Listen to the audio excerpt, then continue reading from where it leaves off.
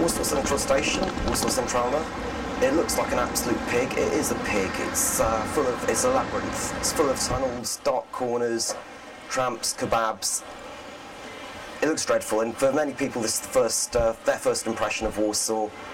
It's possibly why Warsaw was voted Europe's ugliest city by people at TripAdvisor. Buying tickets here can be quite tricky at times. You'll find tramps who speak many languages, but ticket sellers who speak none.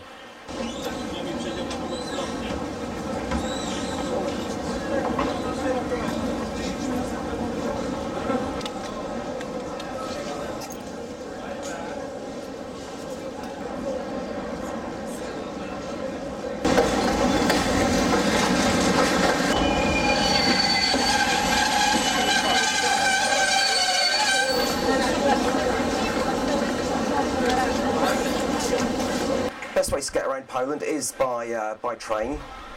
The trains here, they don't look very good, but they're cheap, they run on time, the weather doesn't stop them, and they don't crash.